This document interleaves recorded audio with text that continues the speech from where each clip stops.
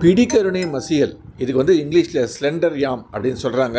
ரொம்ப ரொம்ப ஹெல்த்தி. எப்படி பண்ணுறதுன்னு பார்க்கலாம் வாங்கோ. இதுதான் பிடிக்கருணை. இதை முதல்ல நம்ம வேக வச்சு எடுத்துக்கலாம்.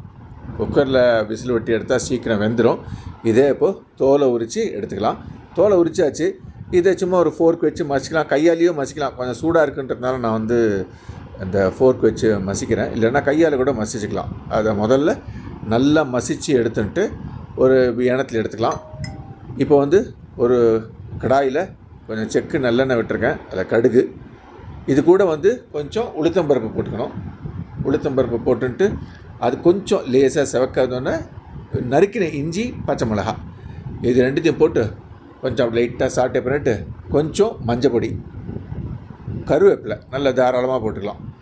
போட்டுட்டு இந்த பிடிக்கரனை நம்ம மசித்து வச்சுருக்கோம் இல்லையா, அதையும் அதில் போட்டுடலாம்.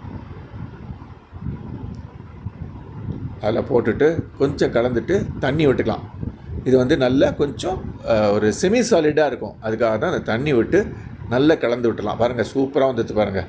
அவ்வளோதான். நல்லா பண்ணிவிட்டு இது கூட வந்து தேவையான அளவு உப்பு போட்டு அதை கலந்து விட்டுறணும். கொஞ்சம் பெருங்காயம், அவ்வளோதான், ரெடி ஆகிடுது. இதை ஆறின உடனே எலுமிச்சம்பழ ஜூஸை விட்டு கலந்து எடுத்தால் நம்ம பிடிக்கருணை மசியல் ரெடி. நிறைய விஷயத்துக்கு தொட்டுக்கலாம்.